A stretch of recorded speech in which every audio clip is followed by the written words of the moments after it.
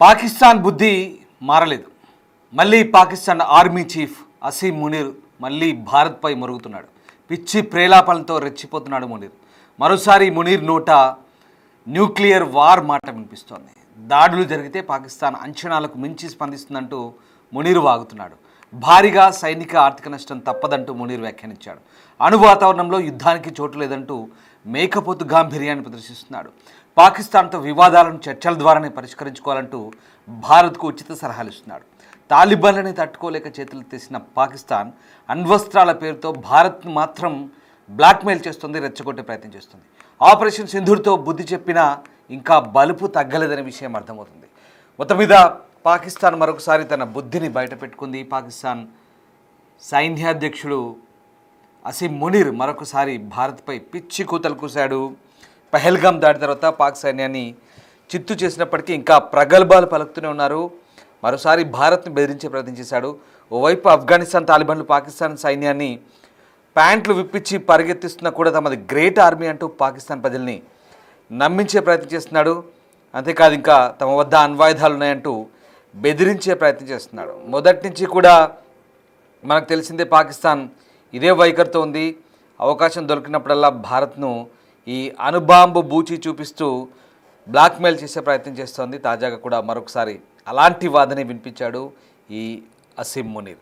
కాబూల్లోని Pakistan military academy Asim Munir రెచ్చగొట్టే ప్రయత్నం చేశాడు. కాకుల్ అంటారు, కాబూల్ కాదు, పాకిస్తాన్లోని కాకుల్. సో కాకుల్లో అక్కడ ఒక మిలిటరీ అకాడమీ ఉంది పాకిస్తాన్ది, PMA. సో అక్కడ ఆ మిలిటరీ అకాడమీలో ఈ ప్రసంగం చేశాడు. తమ సైనిక సామర్థ్యం శక్తి బాగా పెరిగిందని, భారత్ వైపు నుంచి రెచ్చగొట్టే చర్యలు చిన్నగా ఉన్న పాకిస్తాన్ ఊహించని విధంగా నిర్ణయాత్మక జవాబిస్తుందన్నారు. విశాలమైన భారతదేశంలోని ప్రతి ప్రాంతంపై పాకిస్తాన్ దాడి చేయగలదంటూ బెదిరించాడు. భారత్లోని ఏ ప్రాంతాన్నైనా తమ ఆయుధాలు చేరగలమని బెదిరించాడు. అణ్వాయుధాల వాతావరణంలో పోరాటానికి చోటు లేదంటూ చెప్పే ప్రయత్నం చేశాడు. ఇప్పుడు మీకు అర్థమైందా వీడెందుకు ఇలాంటి మేకపోతు గాంభీర్యాన్ని ప్రదర్శిస్తున్నాడు? ఇవాళ ఉదయం బ్రహ్మోస్ క్షిపణిని భారత సైన్యానికి అప్పగించినప్పుడు రక్షణ మంత్రి రాజ్నాథ్ సింగ్ ప్రతి అంగుళం పాకిస్తాన్లో బ్రహ్మోస్ పరిధిలో, బ్రహ్మోస్ మిసైల్ రేంజ్లో ఉందని చెప్పాడు. దానికి బదులుగా భారత్లోని ప్రతి స్థావరాన్ని తాము కూడా టచ్ చేయగలమంటూ ఇలా పిచ్చి కూతలకు వస్తున్నాడు. అసలు వీళ్ళ సైనిక సామర్థ్యం, శక్తి పాఠవాలు ప్రపంచానికి తెలుసు, భారత్ తెలుసు, అంతకంటే వాళ్లకు బాగా తెలుసు, వాళ్ళ దేశ ప్రజలకు కూడా తెలుసు. కానీ మనం మాట్లాడిన మాటకు ఏదో ఒకటి కౌంటర్ ఇవ్వాలి కాబట్టి ఇక్కడ మాట్లాడుతున్నాడు. అంతేకాదు అణ్వస్త్రాల యుద్ధంలో ఎక్కడ చర్చలు తప్ప ఇంకేం ఉండవు అంటున్నాడు. ఒకసారి ఆ మునీర్ ఏం మాట్లాడారో చూద్దాం.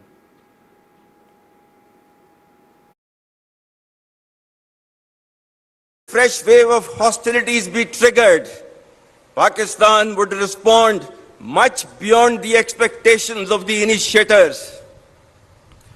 With diminishing distinction between combat and communication zones, the reach and lethality of our weapon systems will shatter the misconceived immunity of India's geographic vastness. The deeply hurting retributive military and economic losses inflicted will be much beyond the imagination and calculations of the perpetrators of chaos and instability. I advise and firmly caution the Indian military leadership that there is no space for war in a nuclearized environment. Settle the core issues with Pakistan as per the international norms on the basis of equality and mutual respect. We will never be intimidated nor coerced by your rhetoric and shall respond decisively beyond proportions to even a minor provocation without any qualms.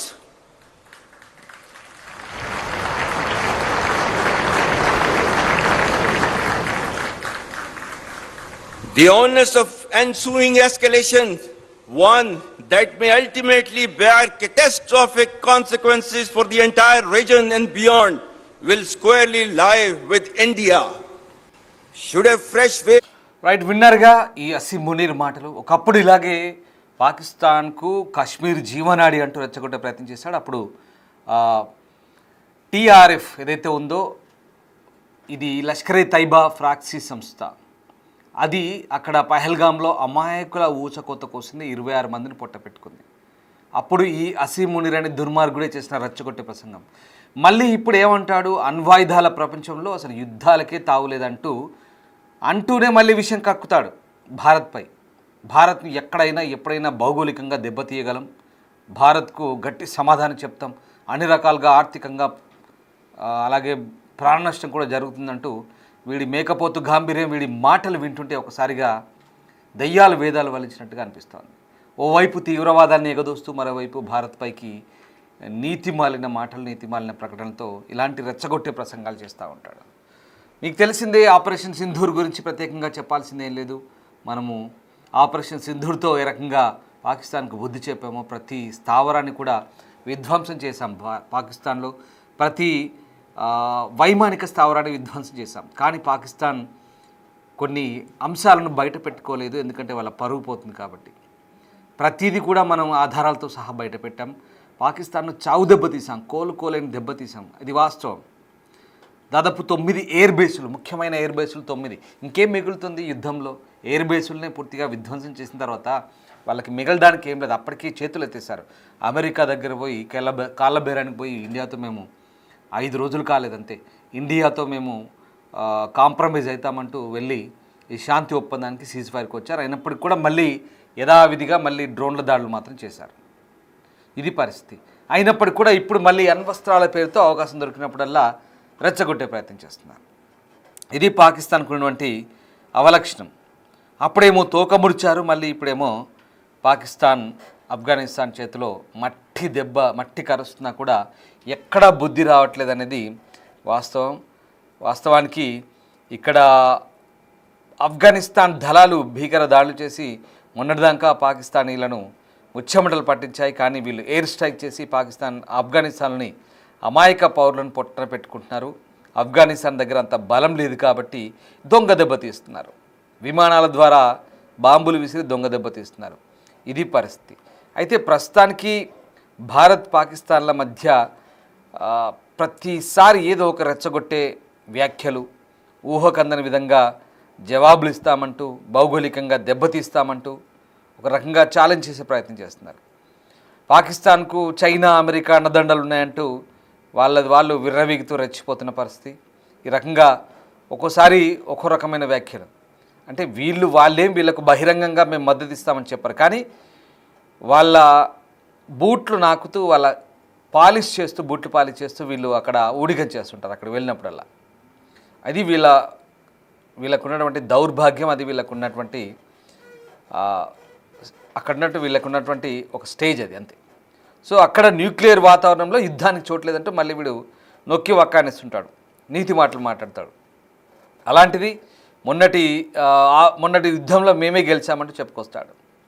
అసలు చాలా దారుణం పాకిస్తాన్ మాట్లాడే మాటలు. ఎందుకంటే ఒక్కోసారి అనిపిస్తుంది అసలు ఎంత సిగ్గుచేటంటే వీళ్ళ మాటలు మాట్లాడడానికి ప్రతిసారి ఆ మాటలు మాట్లాడుతుంటే కనీసం మనస్సాక్షి ఆలోచించుకున్నా కూడా నవ్విపోదురుగాక నాకేటి సిగ్గు అన్నట్టుగా ఉంటుంది పరిస్థితి. నిజంగా ఈ అసీం మునీర్ మాటలు. ఇక సరే, పాకిస్తాన్తో America, China, Saudi Arabia, Iran దేశాలకు మంచి సంబంధం ఉన్నాయంటూ చెప్పుకుంటాడు. ఈ మేరకు చైనాతో తమకు జరిగిన ఒప్పందాన్ని ప్రస్తావిస్తాడు ఈ ప్రసంగంలో. ఎక్కడ ఘర్షణలు చెలరేగిన దేశాల్లో అమెరికా, ట్రంప్ శాంతిని నెలకొల్పుతారంటూ ట్రంప్పై మళ్ళీ ప్రశంసల వర్షం కురిపిస్తాడు. ఇలాంటి స్పీచ్ ఇచ్చాడు ఈ ప్రసంగం మొత్తం మీద. ఎట్ ద సేమ్ టైం భారత్పై మళ్ళీ విషయం చెబుతాడు ఈ అసీం మునీర్. అసలు ఒక్క మాట అర్థం కాని విషయం ఏంటంటే, అసీం మునీర్ ప్రసంగమంతా కూడా అవకాశం దొరికినప్పుడల్లా భారత్పై విషయం చిమ్మడం ఈయన ఏకైక అజెండాగా మనకు అనిపిస్తోంది. ప్రతిసారి ఏదో రకంగా అంతర్జాతీయ వేదికలపై భారత్ను రెచ్చగొట్టే ప్రయత్నాలు చేస్తుంటారు. అసలు వాస్తవం ఏంటంటే, ఇప్పుడున్న పరిస్థితుల్లో అసలు మీకు ఆఫ్ఘనిస్తాన్తో మీకు యుద్ధం జరుగుతుంది. ఆఫ్ఘనిస్తాన్ మీరు భీకర పోరాటం చేస్తున్నారు, మీ సైనికుల్ని తరిమారు, బట్టలు ఉడదీసి కొట్టి పంపించారు. మీకు పోరాటం ఆఫ్ఘనిస్తాన్తో, అది ఎదుర్కోలేక దొంగ దెబ్బలు తీస్తూ ఆఫ్ఘనిస్తాన్ మీకు ఇప్పుడు ఇలాంటి ఉద్రిక్తతలు ఉంటే, మధ్యలో ఖతర్ దోహాలో చర్చలు అవుతుంటే, ఎక్కడో మిలిటరీ అకాడమీ పోయి మళ్ళీ భారత్ ఊసేందుకు ఎత్తావు అంటే మీ ప్రజలు మిమ్మల్ని ఎక్కడ కొడతారు, మీ ప్రజలు మిమ్మల్ని ఎక్కడ బ్లేమ్ చేస్తారేమోనని ఆ ప్రజల్ని మభ్యపెట్టడానికి మాట్లాడితే భారత్ పేరు తీయడం, భారత్ పేరు తీసి రెచ్చగొడితే అక్కడ ప్రజల్లో సెంటిమెంట్ను రగిల్చడం, భారత్పై మేము అరే నాకు అర్థం కాదు ఒక మాట, అసలు మధ్యలో భారత్ ప్రస్తావన ఎందుకు వచ్చినట్టు ప్రతిసారి మీరు ఆఫ్ఘనిస్తాన్తో యుద్ధం చేస్తున్నారు సరే, అంటే ఇక్కడ మనం ఏదో ఒకటి మాట్లాడుతాం కాబట్టి దాన్ని కౌంటర్ చేయడానికి ఇస్తుంటారు అనుకుందాం సరే, కానీ అక్కడ గెలవలేక ఆఫ్ఘనిస్తాన్తో గెలవలేక ఇక్కడ మళ్ళీ మేకపోతు గాంభీర్యాలు. ఒక విషయం అర్థం చేసుకోండి, పాకిస్తాన్లో అంతర్గత కలహాలు, కుమ్ములాటలు, కొట్లాటలు, ఎటు చూసినా నాలుగు వైపులా బార్డర్ సరిహద్దు సమస్యలు, ఆఫ్ఘనిస్తాన్తో సమస్యే, బలూచిస్తాన్లో సమస్యే, భారత్తో సమస్యే, ఎక్కడా సరిగ్గా లేదు వీళ్ళకి వ్యవహారం. కేవలం కొంతమందికి ఊడిగం చేస్తూ చైనా లాంటి దేశాలకు, అమెరికా లాంటి దేశాలకు ఊడిగం చేస్తూ ఇట్లాంటి మాటలు పలుకుతూ, ప్రగల్భాలు పలుకుతూ అక్కడ ప్రజల్ని మభ్యపెడుతున్నారు. ఈ అసీం మునీర్ కావచ్చు, షెహబాజ్ షరీఫ్ కావచ్చు, వీళ్ళంతా ఇంతటి దద్దమ్మ పాలకులు పాకిస్తాన్లో ఇప్పటివరకు ఎవరూ లేరు. ఇంతకుముందున్న పాలకులు కూడా భారత్కి వ్యతిరేకంగా వివరించారు, కానీ కనీసం పాకిస్తాన్లో పరిస్థితులను చక్కదిద్దే ప్రయత్నం చేశారు. కానీ వీళ్ళు పూర్తిగా ప్రజల్ని ఏమారుస్తూ, పాకిస్తాన్లో పూర్తిగా హింసకు ప్రేరేపిస్తూ, వాళ్ళ ప్రజల్ని వాళ్ళ ఆర్మీతో చంపించుకుంటూ, వాళ్ళ ఆర్మీకి బలిపశువులు చేస్తూ, మిగతా దేశాలపైకి యుద్ధం పేరుతో ఉసిగొల్పుతూ కేవలం వీళ్ళ పబ్బం గడుపుకుంటున్నారు. పాకిస్తాన్ ప్రజల సొమ్మును దోచుకుంటూ విదేశాల్లో పౌరసత్వం తీసుకొని ఈ అసీం మునీర్ గాడి భార్య పిల్లలు ప్రస్తుతం అమెరికాలో సెటిల్ అయ్యారు. వీడు కూడా రేపు మాప పారిపోతారు అక్కడి నుంచి. ఎందుకంటే పరిస్థితి ఇలాగే ఉంటే పాకిస్తాన్లో ప్రజలు తిరగబడతారు ఖచ్చితంగా. మరో బంగ్లాదేశ్, మరో నేపాల్ మాదిరిగా అక్కడ అంతర్యుద్ధం ఖచ్చితంగా జరిగే అవకాశం లేకపోలేదు త్వరలోనే. సో ఇది పరిస్థితి. అంటే అవకాశం దొరికినప్పుడల్లా భారత్ను టార్గెట్ చేసి మాట్లాడితే అక్కడ ప్రజలు కూల్ అవుతారు. అదిగో దొంగ, ఇదిగో శత్రువు, అదిగో అండ్ మేము చేస్తాం, ఇది చేస్తాం, అది చేస్తామంటే ఖచ్చితంగా ఏదో ఒక సెంటిమెంట్ రగిల్చి రెచ్చగొట్టాలన్నమాట. సో బ్రహ్మోస్ మిసైల్ లాంచ్ చేసినప్పుడు, దాన్ని జాతికి అంకితం చేసినప్పుడు మన రక్షణ మంత్రి మాట్లాడిన ఇవాళ మాటలు పొద్దున ఈయన కూడా మళ్ళీ మాట్లాడతాడు. దాంతోపాటు ఇంకో మాట అంటాడు, అసలు అణ్వాయుధాల ప్రపంచంలో యుద్ధాలకే తావులేదంటాడు. మరి యుద్ధాలకే తావులేదని శాంతి వచనాలు వల్లించి నువ్వు ఎందుకు స్పాన్సర్ టెర్రరిజాన్ని భారత్పైకి ఎగదోస్తావు? భారత్పైకి ఎందుకు పదే పదే ఈ అణ్వాయుధ బూచి చూపి ఎందుకు భయపడిస్తావు? అమెరికా పోయినప్పుడు మేము పోతే మాతో పాటు సగం ప్రపంచాన్ని తీసుకెళ్తామని ఇంకేదో ప్రగల్భాలు పలుకుతారు. చాలా దుర్మార్గంగా మాట్లాడతారు. ఛాన్స్ దొరికితే భారత్తో రెచ్చగొట్టే మాటలు మాట్లాడతారు.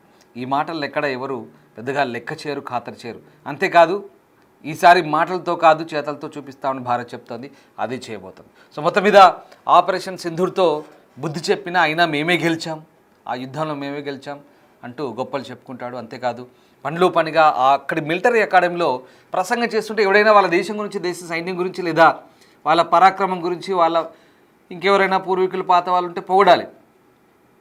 అమెరికా దేశమైన ట్రంప్ను ఆ మిలిటరీ అకాడమీ ప్రసంగంలో పొగుడతాడు. వీడంతా పనికి మాలినోడు ఇంకెవడైనా ఉంటాడు. సో ఇలాంటి పరిస్థితి. అంటే ఏదో రకంగా ఏదో ఒక వాళ్ళకు కలిసి వచ్చే దేశాన్ని ఏదో రకంగా గొప్పలకు పోయి ఎత్తుకొని వాళ్ళతో అంటే చేతగాక మధ్యలో ఎవరినో ఒకరిని పట్టుకొని ఎవరో ఒకరు బూచి చూపిస్తూ అండమాకుందని చెప్తూ భయపెట్టించే ప్రయత్నం. ఇదంతా కూడా ఒక రకమైనటువంటి బ్లాక్ మెయిలింగ్ వ్యవహారం. పాకిస్తాన్ మొదటి నుంచి కూడా అదే దొంగ దెబ్బలు తీయడం. ఇప్పుడు ఆఫ్ఘనిస్తాన్ కూడా అలాగే దొంగ దెబ్బలు తీస్తుంది. అమాయక క్రికెటర్లను చంపింది, సివిలియన్స్ని టార్గెట్ చేసింది. భారత్లో కూడా సరిహద్దులో ఇదే చేసింది.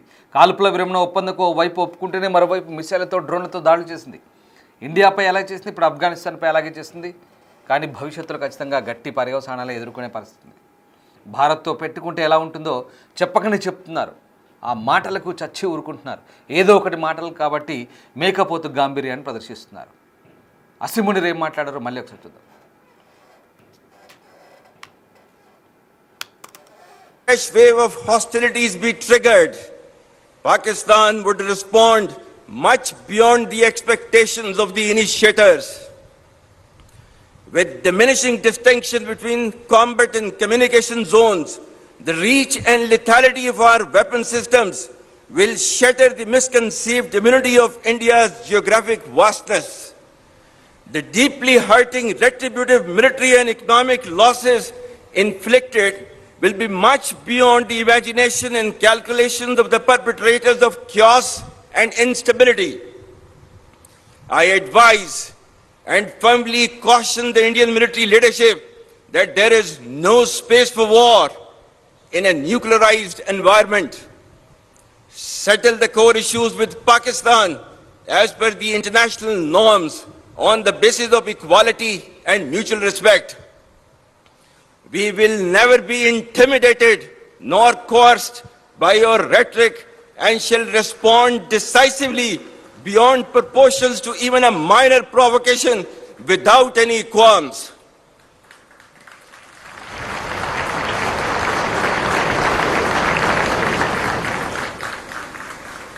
The onus of ensuing escalation, one that may ultimately bear catastrophic consequences for the entire region and beyond, will squarely lie with India.